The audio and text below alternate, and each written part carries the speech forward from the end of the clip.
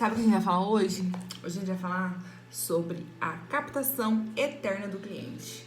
Que? Captação eterna do cliente? Isso nem existe? Existe sim, eu vou falar pra vocês. Presta atenção, tá? Presta atenção, criando. Se puder, já anota, já pega um caderno, uma caneta, entendeu? Coloca lá tudo que eu tô falando aqui pra vocês, porque isso é muito importante. A gente tentei resumir em 3 dicas. Como que a gente faz, como que a gente aplica? Eu fiz o seguinte, vamos lá. Peguei um estudo de caso nosso, a gente tem vários clientes, né, que a gente trabalha, graças a Deus tá tudo, né, tem um cliente vai passando pro outro, vai indicando, e a gente, graças a Deus, tem uma carteira legal de clientes que nos indicam e clientes que são já nossos, que fizeram uma obra e depois eles buscam pra fazer uma reforma, depois eles buscam pra fazer uma adequação, enfim, né, fazendo outras obras. Então, isso é uma questão bem legal que a gente trabalha com os nossos clientes. E eu quero falar pra vocês que, resumindo, nós notamos que tem três atitudes que fazem com que nossos clientes permaneçam, nos indiquem e continuem com a gente, tá? Então vamos lá. São coisas simples, digamos que não existe nenhuma dificuldade, não existe nenhum problema para que você consiga aplicar isso na sua obra. Talvez você precise se adequar, você precise melhorar em alguns aspectos, mas nós notamos que isso é algo que as pessoas consideram bastante. Então vamos lá. São três coisas que eu vou citar aqui pra vocês. Bom, a primeira delas é depois que o cliente já fechou, tá, gente? Tô falando isso de cliente que já existe, cliente que já contratou o seu trabalho, que vai fazer o serviço com você. Então, a primeira coisa que eu noto que é um diferencial da nossa empresa é que e qual a empresa, né? A Cascales Arquitetura e Engenharia. Nossa empresa, tô falando das nossas experiências. Então pode ser que pra você não funcione dessa forma, mas pra nós tem funcionado assim, então eu vou passar aqui pra vocês, beleza? Bom, a primeira delas é a clarificação de todo o serviço que vai ser elaborado ali naquela residência, naquele comércio, naquela indústria, seja qual for o serviço. Então, como a gente trabalha? Bom, nós pegamos o trabalho, então, como eu já falei, o trabalho já está contratado, nós já fizemos o contrato, o cliente é nosso. O que a gente faz? A gente senta com o cliente, ou os clientes, né, ou a família, a gente gosta sim de trabalhar, a gente trabalha dessa forma. Nós escutamos, nós ouvimos e nós nos atentamos a entender quais são as expectativas daquele cliente para aquela obra. Então, o cliente vai falar tudo que ele deseja, nós já fizemos o briefing, nós já estudamos esse cliente, nós já sabemos tudo que ele deseja. E aí, depois de contratado, nós sentamos com a família, com o cliente, com a empresa, com os sócios, os donos, nós discutimos, nós avaliamos, nós levamos todas as informações competentes àquela obra. Como assim? Nós clarificamos a ideia para o cliente. Nós trazemos à luz dele, porque a maioria dos clientes, eles são leigos na arquitetura e na engenharia. E como que a gente faz isso? A gente explica. Então, a gente coloca lá, vamos elencando todas as atividades que serão feitas e como elas serão feitas. Então, quantas pessoas nós precisamos para realizar tal atividade, quanto vai ficar mais ou menos, claro que pode variar, né, dependendo da empresa contratada, mas nós colocamos mais ou menos um preço médio de mercado para as atividades, um correspondente em porcentagem também, porque a gente sabe disso, né, mais ou menos a porcentagem de quanto o cliente vai gastar global e aí quanto ele vai gastar para cada uma das fases e etapas da obra. E a gente clarifica essas atividades. Então nós colocamos tudo muito elaborado e muito especificado ali nessa nossa reunião. Então, a primeira coisa que a gente faz é clarificar as ideias para o cliente. Gente, isso é um fator que pouquíssimas empresas fazem. Eu posso aqui afirmar para vocês que no nosso município, eu posso contar nessa mão aqui as empresas que fazem esse tipo de clarificação dos serviços que serão prestados, porque as pessoas parecem que elas não querem falar, sabe? Ou elas têm medo, não sei.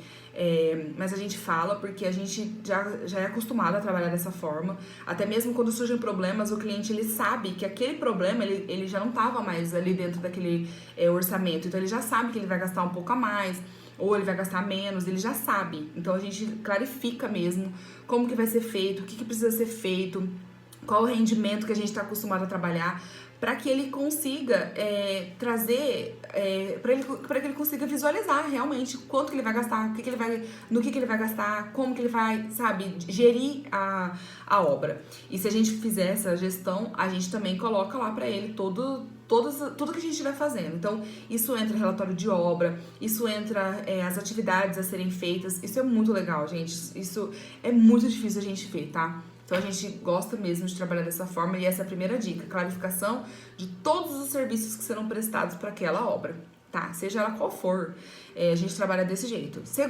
A segunda coisa é em relação ao relatório de obra. Mas como assim relatório de obra? Você pega uma reforma e entrega relatório de obra? Sim, a gente pega uma reforma e a gente entrega manual de obra. A gente faz a entrega da reforma. Sim, fazemos. Por que a gente faz isso? Vou explicar pra vocês. A partir do momento que muita gente da engenharia e da arquitetura não saiba, não julgo por isso, mas não saiba, que nós somos responsáveis por uma obra, por uma reforma, a partir do momento que você assina. Então, você assinou a RT, você assinou a responsabilidade técnica, uma assinatura de responsabilidade técnica. Quando a gente faz isso, a gente está o quê? Se responsabilizando tecnicamente por aquilo que está acontecendo na casa do nosso cliente, na casa, na loja, no comércio, na indústria, o que for que nós estivermos fazendo. Então, nós entregamos para o cliente, seja um parecer, até mesmo por telefone, por ligação, por mensagem, nós sempre damos um parecer para o nosso cliente. Primeiro, porque o cliente ele não sabe. Então, como eu já disse, a maioria dos clientes eles são leigos, né, na engenharia e na arquitetura, por isso mesmo que eles contratam um serviço. E aí, como nós entendemos, nós passamos para ele todas as informações. Tudo que está acontecendo na obra. Olha, nós estamos adiantados 2 dias, nós estamos atrasados 1 dia, nós temos um cronograma de obra que a gente realmente faz ele funcionar. E cronograma financeiro também. Então a gente trabalha muito isso para que o cliente ele não tenha nenhuma surpresa financeira e nenhuma surpresa temporal em relação ao que está acontecendo ali na obra. Então a gente trabalha o tempo e as custas perfeitamente. Tá, claro que pode acontecer dos nossos ajudantes, eles, sei lá, quebrarem a perna. Pode acontecer, gente, várias coisas, inclusive já aconteceu. Mas a gente também já trabalha com isso, sabe? Com essa expectativa também de conclusão e remanejar também a obra. A gente trabalha tudo isso, tá? Isso já conta já no nosso planejamento. Nossa gestão de obra já conta tudo isso. Então, a gente entrega isso pro cliente. Isso eu vejo que os clientes têm muita satisfação quando a gente entrega, sendo que eu vejo que é algo que deveria ser obrigatório, sabe? Todos os engenheiros e arquitetos deveriam trabalhar dessa forma. Mas, infelizmente, não é todo mundo trabalha assim e eu acho que é um diferencial. E é uma coisa que é muito legal. Alguém quer pamonha aí? Tá passando aqui o carro da pamonha. Oh, Jesus. Não passa nunca. Mas daí, né, vamos gravar um vídeo? Passa o carro da pamonha. Tá, então é isso. Em relação ao relatório de obra, programação, tudo isso. Beleza, esse é o segundo ponto. Então, o primeiro foi em relação à clarificação de todas as atividades e todos os processos que serão realizados nessa obra. O segundo está em relação à programação, relatório de obra, dar aquela atenção para o cliente. E ligado a isso vem a terceira dica, que é o quê? Depois que você concluiu a obra, então é o pós-obra. Como assim trabalhar o pós-obra para o cliente fixar com vocês? Não tô entendendo. Gente, faz todo sentido. Por quê? Presta atenção. Primeiro que você clarificou tudo que o cliente vai pagar, o que o cliente vai despender de tempo antes da obra começar. Durante a obra, então, tem um antes-obra. Durante a obra, você passou para o cliente o relatório, você passou as informações, toda a programação da obra, como que aquilo vai funcionar, como que aquilo vai ser pago, você já explicou tudo durante a obra. Claro que para fechar esse ciclo vem o quê? O pós-obra. O que é o pós-obra? Depois que você terminou a obra, esse cliente você vai falar, ele não vai ser mais meu, ele não vai fazer mais nada comigo, porque eu já fiz a reforma da casa dele, eu construí toda a casa dele, executei tudo, ele não vai mais querer meu serviço. Aí que você se engana. Esse cliente, ele vai te indicar. E aí, quem não é visto não é lembrado, né? Então, o que a gente faz? A gente tem na nossa empresa, a gente tem um cronograma e uma agenda que a gente coloca a lembrança dos nossos clientes. Então, por exemplo, eu pergunto pro cliente eu faço essa parte, então eu pergunto pro cliente se ele tá bem, se tem algum problema lá na obra, no pós-obra a gente faz isso. Se tem algum problema, se deu algum problema na calha, no rufo, na pintura. Gente, nós perguntamos se ele teve algum problema, se houve alguma insatisfação pós-obra. se tem alguma coisa que ele gostaria de reformar ou arrumar ou ajustar. A gente sempre pergunta e a gente dá uma atenção pro cliente, aquele cliente ele se sente único. Isso pode parecer para vocês uma coisa assim que não dá para fazer, mas dá. A gente tem cliente que nós já entregamos a obra há 3 anos, 4 anos, e a gente ainda mantém contato com eles, e toda vez que eles vão fazer manutenção da obra, que daí já é o pós-obra, é outro serviço, a gente já tá sendo pago por outro serviço. Eles sempre entram em contato com a gente e perguntam, orçam, e eu já vi várias vezes, isso já aconteceu várias vezes, do cliente orçar em outro lugar e ser mais barato no outro lugar para fazer uma reforma e tal, e eles não fazem, eles têm a preferência de fazer com a gente por conta justamente desses 2 fatores anteriores, por clarificar todas as atividades que serão realizadas ali na obra, seja uma manutenção, seja uma reforma, igual eu falei pra vocês, qualquer tipo de serviço, a gente clarifica tudo, a gente mostra pro cliente que nós realmente somos ali contratados para ser técnicos. E o segundo, a gente sempre prestou para ele tudo que estava acontecendo na obra. Então, automaticamente, essa pessoa já tá ligada ali comigo durante a obra. E, por final, o pós-obra, ele vai entrar em contato com quem tá ali preocupado com ele. E ele vê isso, ele vê o profissional, que no caso somos nós, preocupados com o pós-obra dele. Então, por que ele daria aquela reforma ou aquele ajuste para outra empresa? Ele sempre vai passar pra gente. Então, onde tiver responsabilidade técnica, ele passa para nós.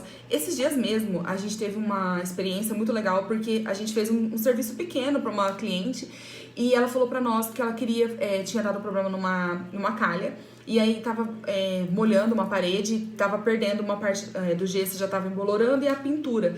E ela falou pra nós, eu quero muito que vocês deem uma olhada, não tem nada a ver com o serviço de vocês, mas eu quero muito que vocês vão lá olhar, porque eu confio no trabalho de vocês. Ou seja, foi muito bem feito. A primeira etapa, que é a primeira parte que eu falei pra vocês, já nós fizemos aquela explicação. Segundo, que a gente conseguiu trazer o cliente para dentro da obra, né? Quando a gente explicou o que está acontecendo.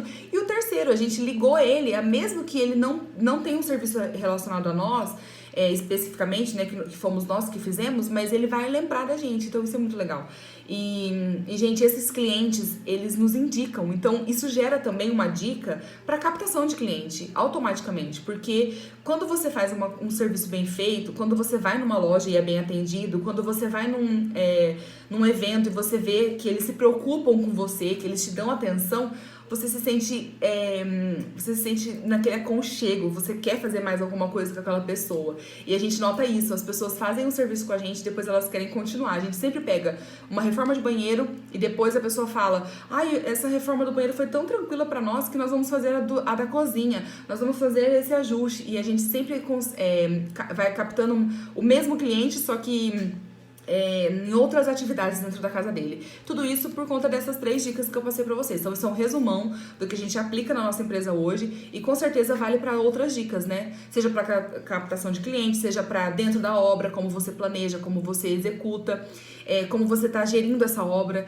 Então, isso é muito legal. A gente quer dizer aqui que a gente não é melhor do que ninguém, mas a gente nota que essas coisas, elas não acontecem em quase nenhuma das obras que a gente já foi por aí. E a gente já foi em bastante obra, que a gente cuida também de obras que não são nossas, né? De obras que não fomos nós que fizemos o projeto, que não montamos o cronograma, nem físico e financeiro.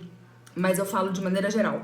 Sempre que você fizer algo, faça bem feito, faça o melhor que você puder, faça como se você só tivesse aquele cliente. Os nossos clientes, inclusive, eles acham que a gente só tá com eles, porque a gente faz aquilo com tanto amor, tanto afeto, a gente quer trazer tanto ele pra dentro da obra, pra que ele viva aquela experiência, que no final ele fala pra nós, nossa, a gente viveu uma experiência, a gente não quer que vocês saiam, a gente dá muita atenção pro cliente e a gente faz ele se sentir único, porque pra nós todos os clientes são únicos, todas as famílias são únicas. Então eu espero que tenha servido de alguma dica pra vocês, né, que tenha servido pra você. E se não serviu também, você pode deixar um comentário aí, olha, não serviu de nada pra mim, você poderia ter falado isso, poderia ter falado aquilo, nós somos totalmente abertos a esse tipo de dicas, tá? Então pode deixar aí. E se você gostou, se foi útil pra você, deixa aí também seu comentário, seu like, compartilha com alguém que não saiba disso e que você vê que vai ser útil, tá bom? A gente volta no próximo vídeo com outra dica, beleza? Beijo, tchau!